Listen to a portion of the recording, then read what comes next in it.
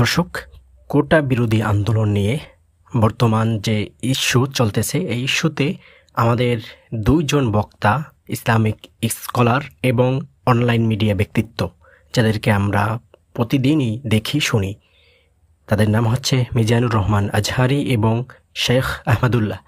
দুইজন ব্যক্তি আমাদের বর্তমান চলমান যে কোটা বিরোধী আন্দোলন নিয়ে চলমান যে ইস্যু রয়েছে, এটা সম্পর্কে বেশ কিছু কথা বলেছেন। আমরা সেগুলোই আজকে শুনব। দর্শক, কোটা আন্দোলন নিয়ে বর্তমান সমাজের ছাত্র সমাজ, ইসলামিক সমাজ, প্রত্যেক সমাজ থেকে মানুষ কেউই বসে নয়, সবাই আন্দোলনে নেমে যাচ্ছে। দর্শক, কোটা বিরোধী আন্দোলন ইস্যু নিয়ে সকলেই কম বেশি কথা বলছেন। তারই ধারাবাহিকতায় আমরা দেখতে পাই ইসলামিক দুজন স্কলার, মিডিয়া ব্যক্তিত্ব, ধর্মীয় আলোচক, তারাও থেমে নেই এই কোটা বিরোধী আন্দোলন নিয়ে কথা বলার।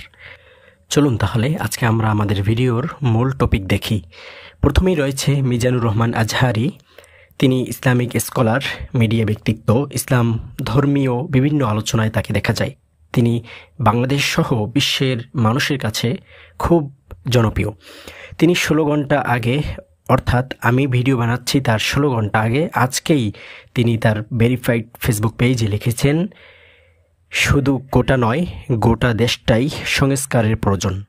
আমরা তার এই পোস্টের কমেন্ট বক্সে যদি যাই, সেখানেও তার লেখা কিছু কথা আমরা পাই। সেখানে তিনি কমেন্টে লিখছেন, পক্ষে কিংবা বিপক্ষে, আন্দোলন একটি গণতান্ত্রিক অধিকার। প্রাণ হনন তো গণতান্ত্রিক অধিকার না, আর এটা সমাধানও না।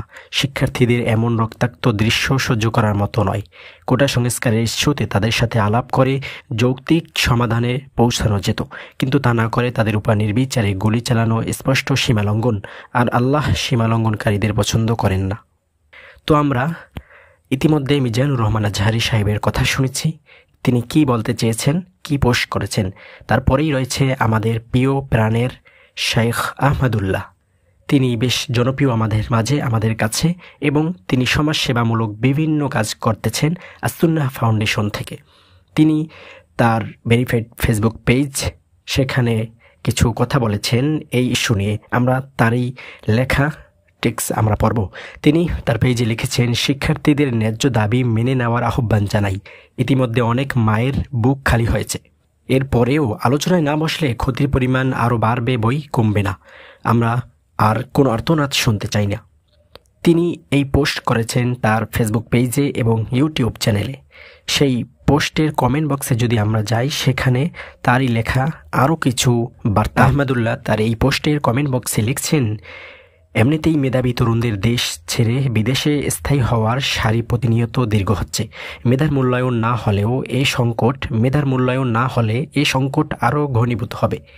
তিনি তার কমেন্ট বক্সে আরও একটি বিষয় লিখছেন, সেটা হচ্ছে, ন্যায্য অধিকার চাইতে গিয়ে অথবা জালিমের হাতে মৃত্যুবরণকারী মুসলিম আখেরাতে শহীদের মর্যাদা পাবে। যারা নিজের জীবন, সম্পদ ও পরিবার রক্ষা করতে গিয়ে মারা যাবে, তাদের শহীদ বলেছেন প্রিয় নবী সাল্লাল্লাহু আলাইহি ওয়াসাল্লাম। সূত্র তিরমিজি 1421, নাসাই 4094। প্রিয় দর্শক, ইসলামিক ব্যক্তিত্ব, ধর্মীয় আলোচক, এই দুইজন ইসলামিক স্কলার সম্পর্কে আপনাদের কি মতামত, কার কথা বেশি ভালো লেগেছে এবং আপনাদের মতামত